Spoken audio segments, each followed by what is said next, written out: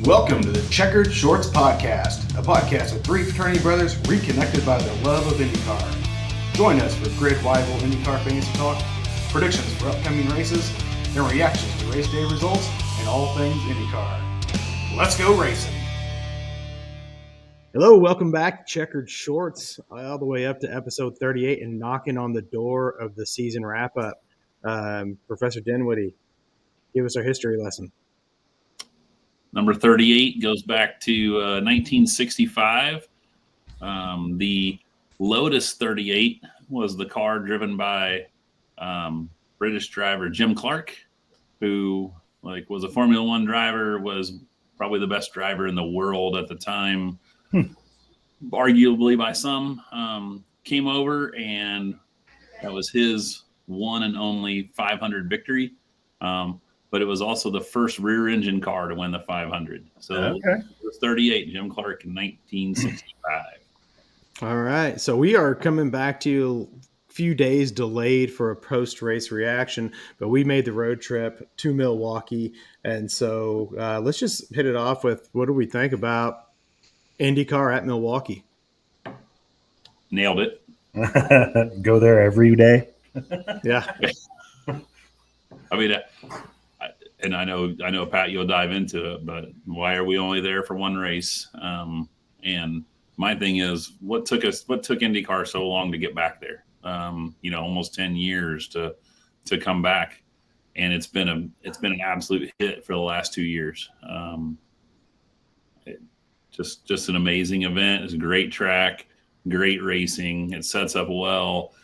The city adores IndyCar racing, and motor racing in general. So they showed out. That's what I was going to say.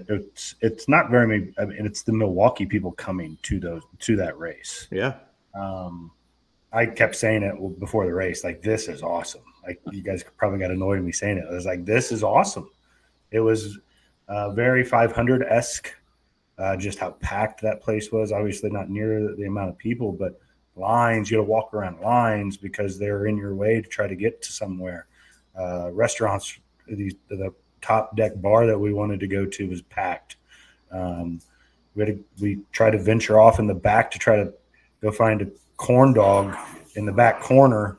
It was packed. You couldn't find anywhere to, and that was a good problem. It wasn't there were hour-long lines. It was just because it was busy. Every vendor was open. Kiosks were open. They had little booths open, everything. It was awesome, man. And the racing was great to boot. The cool part of that was it was the state fairgrounds, and there were people who came in not for the race, but just for the festival, the atmosphere that surrounded the race. That was the people buying things in the concession stands and the merchandise shops that actually weren't even going to the race. But next year, maybe they buy tickets or just what a I didn't hear official numbers, but from the looks of it and going through the crowds, even up into the grandstand, we were worried because we always work off credentials, and then that doesn't assign you a seat. So we're thinking, we're gonna have to move because we're gonna get displaced by some people. We got there early enough, scoped out our spot. We love to we climbed the stairs, get to the top, best view in the house, and we were right there exiting the pit, which was a great place. Vantage point to watch the race.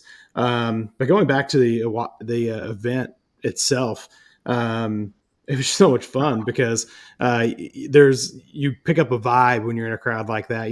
There is, when people talk about the electricity of so many people being in one place. It had that from the second we walked through the security.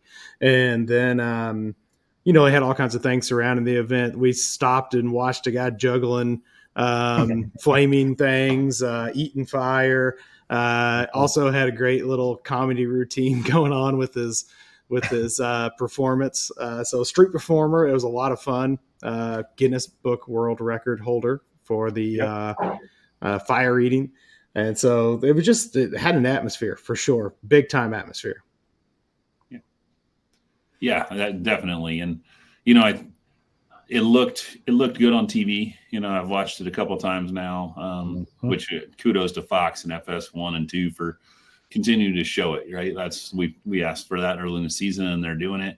But just want to remind those of you that are, the skeptics that are still out there, like if you were watching the bottom rows on an oval, nobody sits in the bottom row. I mean, the people who had bottom row tickets were probably standing up there on the top row with us. Just, it's great to be close to the action, but you can't see as much. But from 10, 15 rows up, that place was just packed. Kevin Lee said it was a sold out crowd, and they moved people into turn one.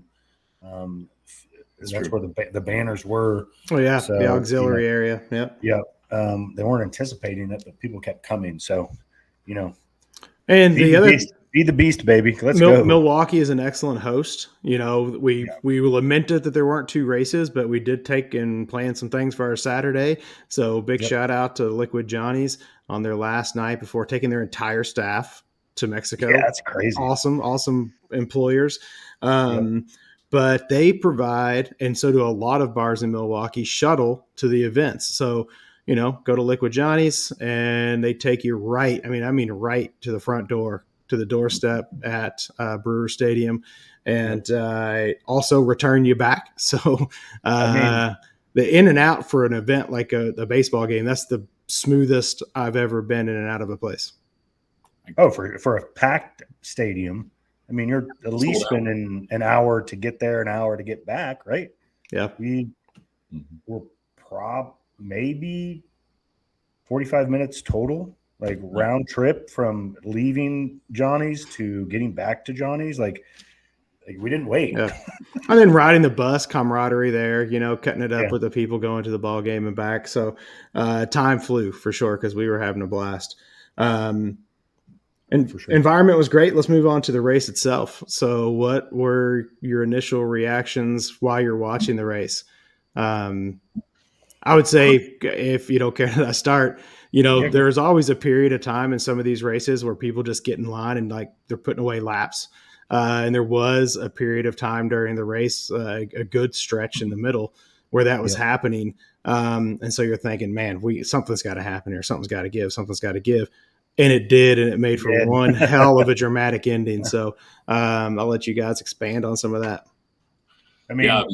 Keith and I were I think, Pat, you'd gone down to get, go to the bathroom or something. And Keith and I kind of looked at each other and said, was that a raindrop we just felt? Like sun shining, there's clouds in the sky, but they're not rain clouds. Like, and all that. And I'm like, no, if somebody just spit on me or something. Like it was weird. And then next thing I know, I look and like, and the railing in front of me, I see another little drop. And we're like, oh my gosh, like, are we going to get a caution for rain here with 35, 40 laps to go? And by God, we did. And wow, what happened after that was just insane. I don't know if I've ever seen anything like that. It's like a video game. Like when you have like the X or the mode on like super easy and you're just flying by everybody and it makes it not fun. That's that's what it reminded me of. Yeah. And then the thing that got me is nobody else on those new tires could touch that. It wasn't like Pato was right behind him doing the same thing. He was, just in a different world there those last 30 laps. They didn't push Pelot, but I think they did pass Newgarden and some other people that stayed out. I'm not sure what the final ending was. Rossi ended up like none of those other guys made major moves like Rasmussen did. It built the excitement to be there live because I didn't have the TV coverage telling me how many seconds he was gaining per lap. And so you're just eyeballing it and you're like, he might have, I think he might, I don't know. Maybe he does, maybe he won't. And then the pass itself, probably TV, probably in person didn't give it justice to what that would probably coverage on the television was probably even more impressive, but he took that high side and stuck in it the whole way and coming out of 4, going in high and coming out high, that's real skill and talent. And remember, like these fans were standing up and cheering. Yeah. It wasn't like nobody was sitting. And this was the only time. Last 20 laps. Yeah. I tapped both. I was like, look at this. People are standing and watching this. Yeah, it was cool. It was cool to be with like some educated fans because no one turned around like in St. Louis and said, who won? Everybody, I mean, they were in it and they knew what was happening, and so everyone were just on their feet for the entire, the entire ending of the race. Yeah, I think, Pat, you mentioned it. Like Rasmussen seemed to be the only one that could, on those new tires, like outperform the others. But if you watched it, and I went, like I said, went back and watched it, like he was loose all over. Yeah. I just don't. I think he's got more guts, or Sure. maybe he doesn't have the experience of really having a bad wreck or something. I don't know, but like he had no fear at all. He was doing. He had it on the edge, over the edge. Yeah, he almost got loose after taking the lead. In turn two, he got a little loose there for sure. And I mean, kudos to him that made for the race. If that didn't happen, it would have been a different story. It was still a good race. There's still a lot of things that happened. There's still good passing. I think Fox covered it. Seeing it on TV, there was a lot more. They covered that really well because there was a lot of side-by-side that you're not going to see if you're there the whole time. But, yeah, when somebody leads 199 laps, it can get a little boring sometimes. But it turned out better than what I was expecting. Well, you know what? And we'll get to what was impressive, but I was impressed with Palou and the way he could get through traffic. Mm-hmm. McLaughlin and some of those other guys had really quick cars, but when they got into traffic, they couldn't. That's where he would take off, and like he was diving and dicing in between cars for laps over lap after lap after lap, while McLaughlin stuck behind a back marker. He gained separation, but Scotty kept up with him. It was like within a second, so you're like, okay, he's within drawing distance. And I told Pat, I said, man, well, he'll catch up to traffic. When he catches up to traffic, it'll close again. But impressively, he extends the lead through the traffic.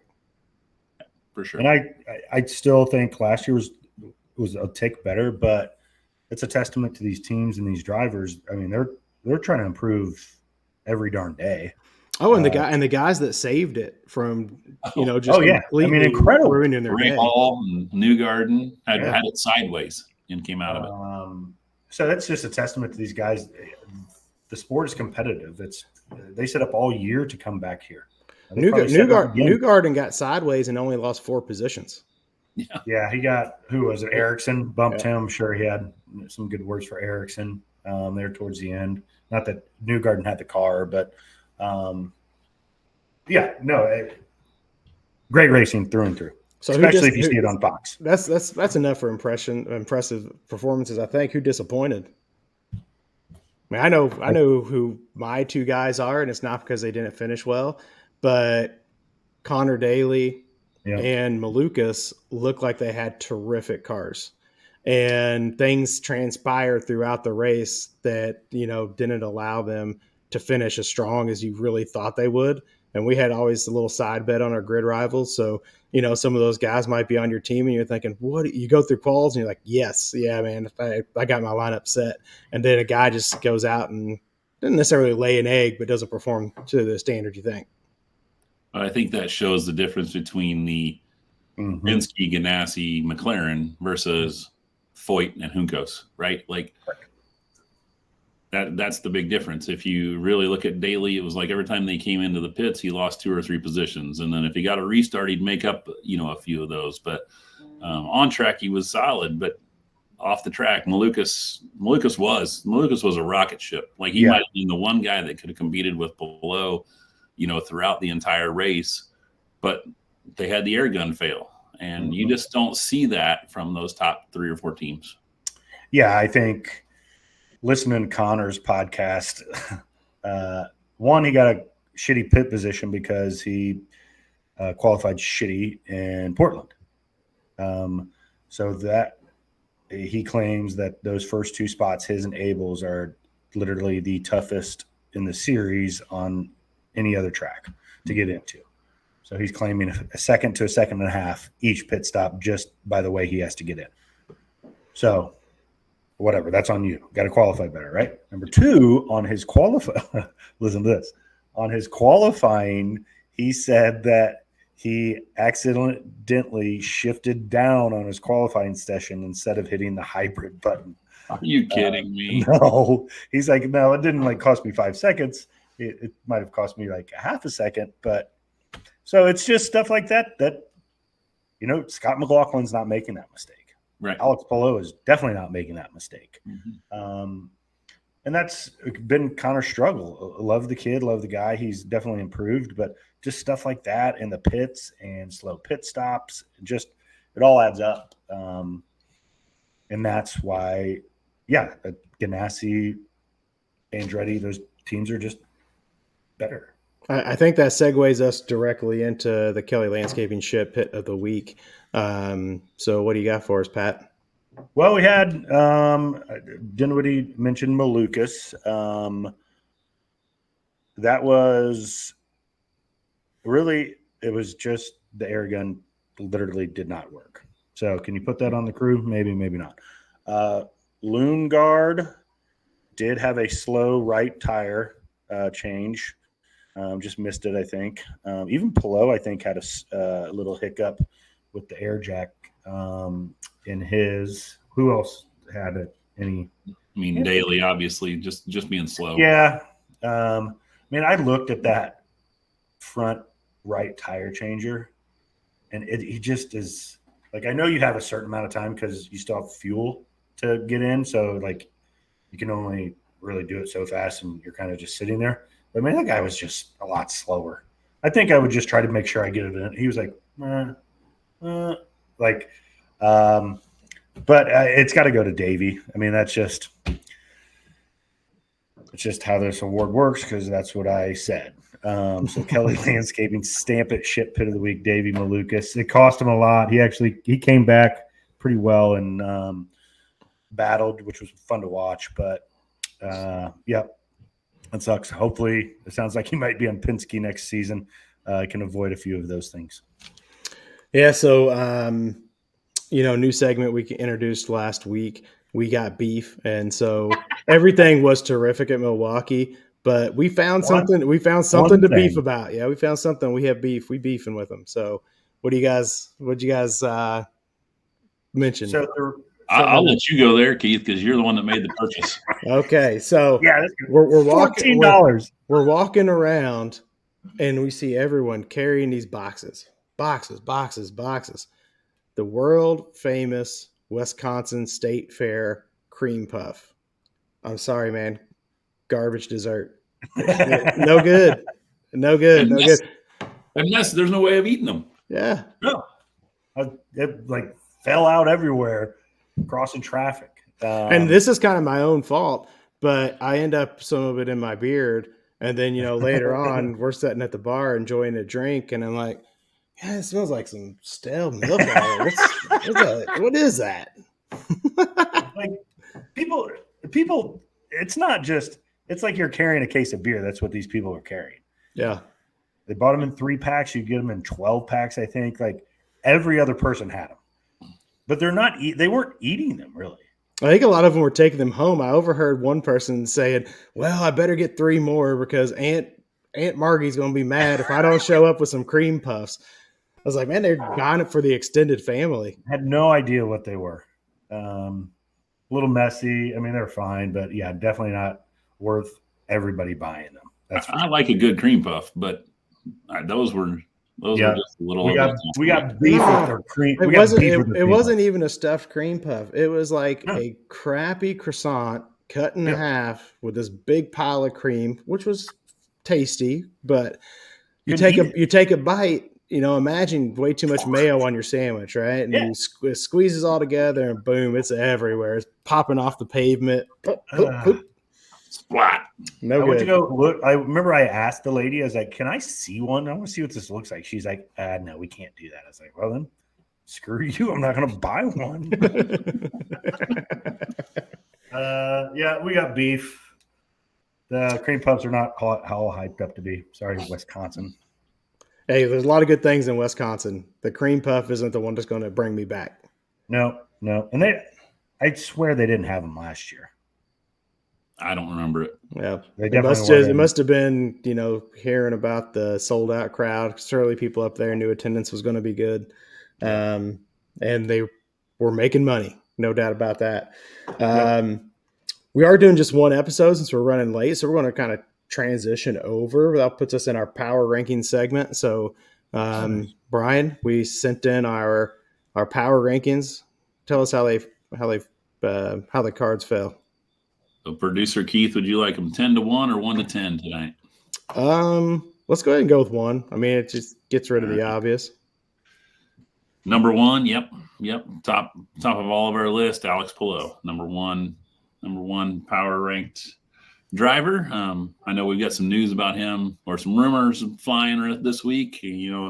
Possible move over to F1 with Red Bull, and I don't know if you guys want to chime in on that. Yeah, I mean, maybe a little IndyCar conspiracy like we brought up last time.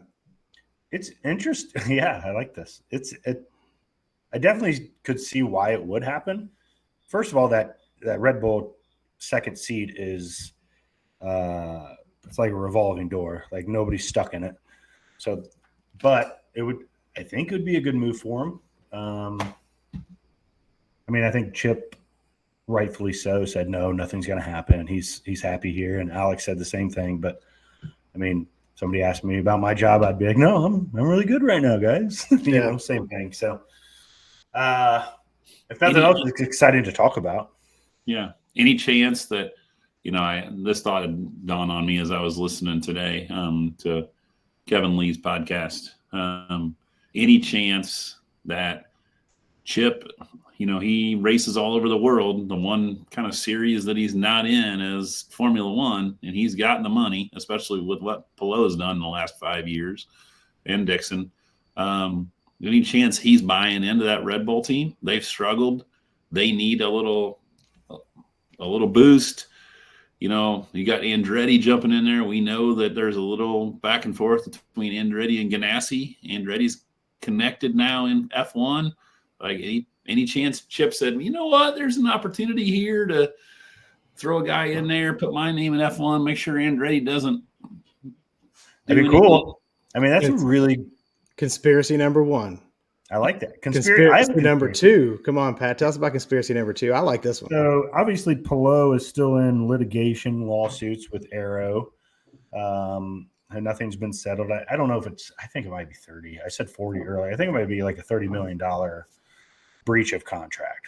Don't think Alex is probably going to pay all of that. So Chip sponsors might be helping, but what if this contract, Chip's like, well, crap, this might not be looking good in my favor. Okay, let's just get rid of Alex and Red Bull take care of some of this $30 million lawsuit in return for getting Alex. So Chip's like, well, yeah, you can have him. I don't want to lose $30 million. And with Will Power in the wings, correct, waiting to be scooped up, they could probably get senior discounts all across the country for Chip Ganassi. Anybody would take Will Power. Between Will Power and Scott Dixon. Yeah. How about Christian Rasmussen? Yeah. He's got to be on the market now. I don't know how serious it is, but those are both, or he could just go there and everything else stays the same. That's the other just real possibility. But I love the idea with Chip buying into some Red Bull and/or, possibly this lawsuit that kind of just went hush hush after he started winning championships. It's still not been resolved. So, still a lot going on back there. It'll be interesting to see what happens after this weekend if anything comes about. All right, let's hop back into our power rankings. Where we got number 2? Number 2 is your boy Pato. We all have Pato at number 2. I think another solid week from him. Number 3. He sealed up number 2, right? What's that? He sealed up number 2, right? I think he's sealed it up at this point. Yeah. I don't see anything happening. Number 3, Scott Dixon. Wasn't his best weekend, but just like Scott does, he made it work. He moved up, not to the top 5, but just solid again. Will Power dropped down a little bit for us this week. He's at number 4. When I understand, Kiffin Simpson kind of ran him high or ran him low, and then the next time I tried to pass him, he ran him high, and he got him up into the marbles. So, Unfortunately for Will, that I kind of took him That out. sucked. I was hoping to watch him give a little bit more drama. You know, if he was even top 5, it'd be cool if he won the race, just to give some more drama of like, screw you, Penske, I should still be around. You know what I mean? Absolutely. I would have liked to see him at least finish, to see where he finished. Yeah. Number 5, a guy I thought was going to drop these last 2 weeks and didn't, is Christian Lundgaard. Like, a solid performance. And honestly, I didn't realize this, but he's got 3 top 6 finishes on ovals this year. Like, I did not see that. He's a better oval driver than I thought he was. I'll admit it. Well, I think he's figuring it out. Palou and McLaughlin didn't win their first ovals till last season, so it took them a couple of years too. And Lundgaard is just right up there as a top 5 driver. Just figure out these ovals, he'll get there, and we're off to the races with another awesome driver. Yeah. Number 6, here's a guy that maybe should have been in that conversation for the Kelly Landscaping Award, is Marcus Armstrong. You know, for what that Nicole made to leave him out. He went from first to last in 2 laps on that restart. We were all wondering, we're like, what is going on? Like, maybe we missed something. When did he last pit? Did he pit, later than everyone else? We're trying to calculate. Yeah, we weren't as connected, obviously, but I watched the replay. He was so far back at that point, it didn't matter. They just stormed past him. Yeah, Townsend. That wasn't Marcus's fault. Marcus drove a good race until that point, and Hinch and Townsend were like, don't understand that. Usually, like, they can like, well, no, maybe this, but both of them were totally perplexed. Yeah. Still coming in right behind him was Colton Herta, and that was, we've talked about it. Colton's been really good on the track, and again, he did it this week. Like, he went from the back, and I think in the first half of the race, he had gained 16 positions. But he's got to qualify better, and that's, to get himself in better position off the start. But boy, he can wheel it when he gets out there. Number 8, we've got David Malukas. Again, solid. This, I think he's sitting top 10 in points, which sets him up really well. And we said he probably had the second best car overall this weekend. Yep. Number 9, Christian Rasmussen. We got to get him up in that top 10. Obviously, we don't have him as high as the IndyCar guru does. I think he had him at number 4 this week, or number 3. God, like, serious. Yeah. Oh my God. Both. We got Raz in at number 9, and then finish. I'm glad to see this. Scotty Mack is back in our top 10, and has been pretty solid there now. He's had 3 or 4 solid finishes in a row, and he had a really good car this weekend. Had a top 3 car, and that's where he put it. And correct, nice job. So rounds out our top 10. I think I've said this before, but Herta can't do what he did on qualifying. Yeah. Nobody else. I mean, Scotty Mack did in the 500 qualifying, but you can't do that as a top 5 driver. No excuses, no nothing. You have to perform day in and day out. Yep. And he's not. Yeah, he should have passed all those people. Because he has a better car and he has better teams and all that other stuff. So the rumors of him going to F1, those drivers don't make those mistakes ever. So, do you notice who's not in our top 10? Kyle. Oh, yeah. Shit the bed the past 6 races, man. I don't even know where he's finished. Yeah, it was number 2 finished on 12. He finished 12. I mean, what has he done since Detroit? Like, haven't even heard of the guy. He qualified decent. He qualified like 6th or so. So not bad there, but I don't even know if we mentioned him the whole darn race. Just literally fell off the face of the earth there. Let's get a quick update on our grid rivals standings. We're good. Brian's excited. Brian's excited. I didn't lengthen out the lead as much as I wanted to, thanks to think just some like willpower. I had Will on my team this week. That didn't get me very much. And Malukas and Daly kind of those hurt. But pretty solid.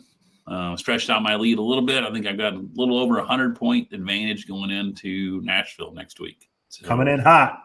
But the GR user guy, the guy that's sitting in third, identify yourself. He gained about 150 points on us. So, oh, did he? No. Yeah. He's not going to win anything until he identifies himself.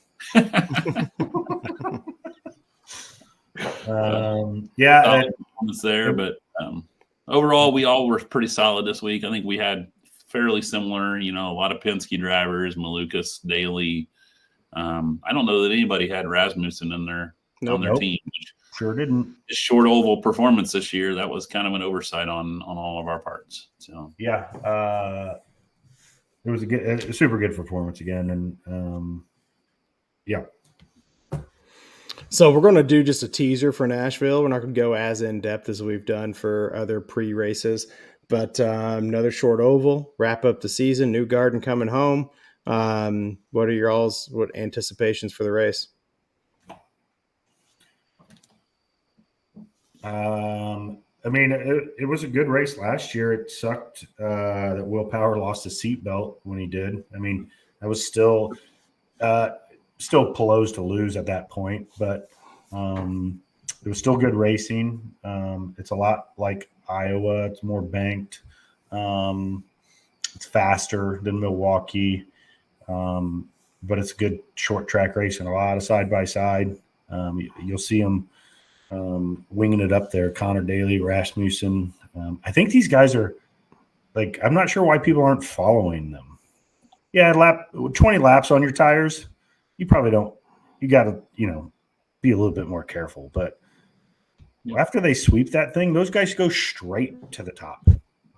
I think there's risk versus reward there, and I don't think some of these teams and some of these drivers are willing to hang it out there like Connor and Christian are. Ferrucci will, Malukas will, but you're right. There's a lot of guys that they settle for that bottom line. You mentioned it. I mean, it's about as close as we get to a super speedway now. We used to have the Texases and the Kansas, but Nashville is more of that than our other tracks. It's really wide open all the way around. It's a true kind of oval egg, kind of shape. 1.33 D-shaped concrete oval featuring 14 degrees of banking. So I guess it's 9's Milwaukee, which is considered pretty flat. Yep. So I mean, 14 is probably more than what I'm guessing, but it definitely has a little bit more of a pitch. Yeah. And I don't know, Dinwiddie, maybe you do. This was to replace the Grand Prix because of the new Titan Stadium. Correct. But those were some crappy races. Literally, I think it was 2 years ago, half of the laps were under yellow. Literally half of the laps were under yellow. So Dinwiddie and I went on a whim last year. We were all supposed to go, then weather, and then we all kind of canceled. And then Dinwiddie and I saw a break in the weather, and it actually turned out to be beautiful.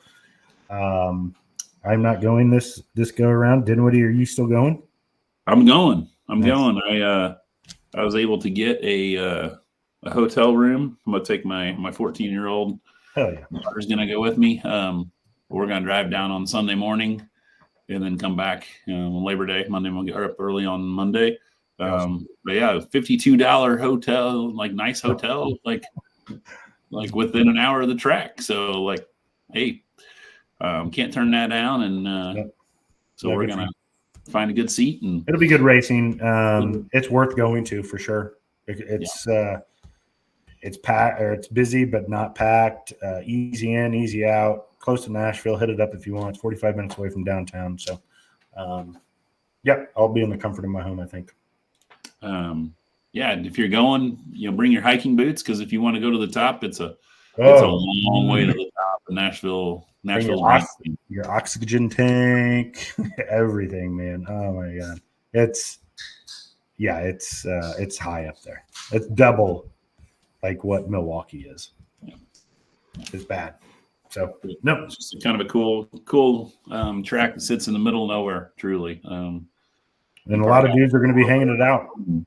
They have nothing to lose. Some of them have a lot to lose. Some of them a lot to gain. Connor Daly doesn't have a ride. There's probably 4 or 5 dudes that don't have a ride locked in for next season. So should be interesting to watch. Yeah, All American Rejects concert. Ride the lightning car. He was so excited about that. I'm like, okay, man. Hey, but whatever. I'm excited about Felix's car. That's a little Metallica on the side. Be sick. Metallica Sirius XM station. Yeah, cool. Super awesome. Super awesome. Well, we're excited to come back with our post-race reaction. So it would be great to hear from Brian the time they had while they were down there. So we'll be watching it on TV. I'll try to catch you on the broadcast. You know, wear that striped that checkered shirt you got on right there. Yeah. Yep. I'll go pick you out in the crowd. There we go. Or maybe Pat will lend you his corn cob shirt. I mean, you never know. I could wake up Sunday and decide to go. So we'll see how it goes. All right. Well, we thank you guys for joining us on Checkered Shorts. Catch us next time for wrapping up season and 38 race Nashville. It's a good one, boys. See y'all. Well, take care.